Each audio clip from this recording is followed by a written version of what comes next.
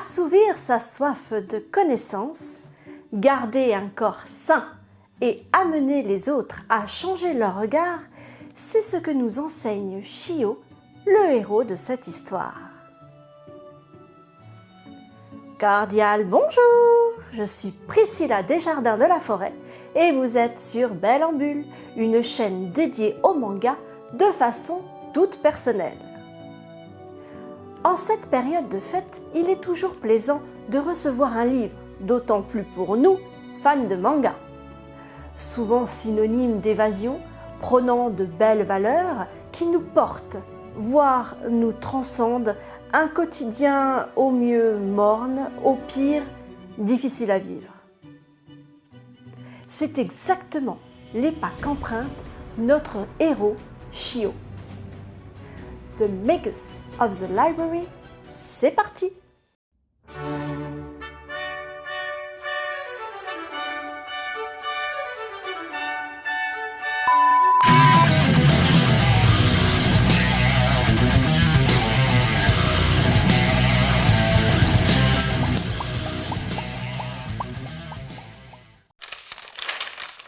Le monde dans lequel vit Chio est fractionné entre différentes ethnies qui se regardent encore avec défiance. Celle des elfes, les oreilles pointues, est la plus mal vue. Métis de surcroît, il n'a sa place nulle part. 100 ans auparavant, une calamité divine s'abattit sur le continent et 7 mages se dressèrent contre elle pour sauver les populations. Mais dans le chaos, certains en profitèrent pour en asservir d'autres et leur interdire jusqu'à leur héritage culturel. L'un des mages se leva contre cet état de fait et créa la plus grande bibliothèque qui soit à Afshak, dont les bibliothécaires, les Kaunas, sans distinction de race, se devaient de collecter les savoirs, y donner accès et veiller dessus. Chio, dont la condition est la moins enviable, ostracisé par son village, fera une rencontre décisive avec un Kauna, Sedona, et qui le poussera à devenir le héros de sa propre aventure. Dans le premier tome, le riche univers fantasy que nous offre l'autrice Mitsue Izumi se met en place avec le quotidien pénible que vit Chio, mais nous présente également les soutiens sur lesquels il peut compter.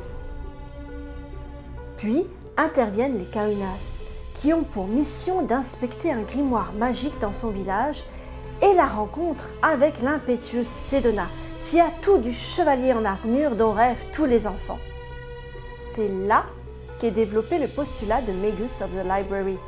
Le but est de transmettre la pensée d'un auteur ou d'offrir un univers à ses lecteurs, si possible, au plus grand nombre, sans restriction.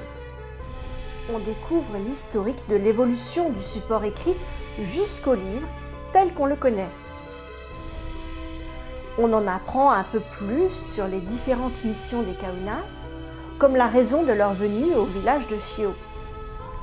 Les livres sont vivants, bourrés d'une énergie qui peut déborder et se matérialiser en causant des dégâts. Cela rentre également dans le champ d'action de ces bibliothécaires qui ont chacun leur spécialité. Mitsue Izumi est connue pour avoir participé à l'élaboration du manga Anohana, dont l'animé a plutôt bien marché, racontant l'histoire d'un groupe d'amis qui se reconstitue 10 ans après la noyade d'Anna, l'une des leurs, avec le désir de faire revivre son souvenir. Ici, elle nous offre en solo une prodigieuse ode à l'ouverture de l'esprit sous toutes ses formes, à la liberté et à l'amour des livres. Une série qu'elle peaufine et qui se mérite à raison d'un tome par an. Mais j'apprécie le soin qui est apporté à certains titres qui ne peuvent pas suivre la folle cadence attendue actuellement par le public, comme L'Atelier des sorciers ou Père Fouettard Corporation, mes 2 vidéos auxquelles je vous renvoie. Un peu de patience n'a jamais fait de mal à personne. c'est toujours Ki-hoon qui nous a trouvé cette pépite dans sa catégorie Kizuna, un shonen seinen de 5 tomes en cours, le prochain à paraître le 2 février, pile poil pour mon anniversaire, ça tombe bien. Shio subit d'abord son destin pour le reprendre en main sous l'impulsion de Sedona.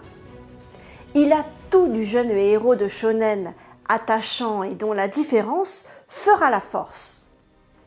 Il a un respect absolu pour l'objet livre et éprouve de la reconnaissance pour la connaissance qu'il lui procure et l'évasion bienvenue dans une vie de réprouvé. Shio est l'incarnation par son métissage d'un engagement clair de l'autrice vis-à-vis de la xénophobie qui est monnaie courante dans son pays et qui fait écho aussi de par le monde. Une critique sociale à peine voilée sur les difficultés d'avoir accès à la culture et de pouvoir s'élever socialement à l'égal de tous. Car Shio est vraiment un bon garçon, avec une soif de connaissances épatante. Son rêve est de se rendre à Afshak pour devenir Kahuna. Arrêtant de se lamenter sur son sort, il se donne les moyens de lui donner corps. Il est, bien évidemment, appelé à une prodigieuse trajectoire. Sedona est un personnage haut en couleur qui maîtrise son art tout en transmettant savoir et philosophie de vie avec pédagogie. Il a un panache certain, voire abuse de grandiloquence, mais pour mieux servir son propos. Il reste néanmoins un personnage énigmatique. Je vous laisse découvrir lors de votre lecture l'impressionnante galerie de personnages que gère Mitsu Izumi, des villageois, en passant par les Kahunas, et les nouvelles rencontres que va faire Shio. Le graphisme est d'une précision chirurgicale, à l'instar des œuvres de Kaoru Mori ou de Taiga Sasa, auxquelles je vous renvoie et que j'ai traitées dans mes précédentes vidéos. Un monde onirique au service d'une cause qui résonne avec beaucoup de justesse. Des couvertures hallucinantes de beauté, un sens des détails et de la mise en scène remarquable. Ce graphisme sert la quête de Shio en flashback ou en décrivant la flore et la faune de son monde, avec même une carte qui illustre son parcours jusqu'à Afshak. 250 pages de merveilles visuelles, ça vaut le coup d'attendre. L'univers de l'autrice s'approfondit de tome en tome avec la célébration de valeurs d'entraide et d'amitié, au-delà des contraintes matérielles.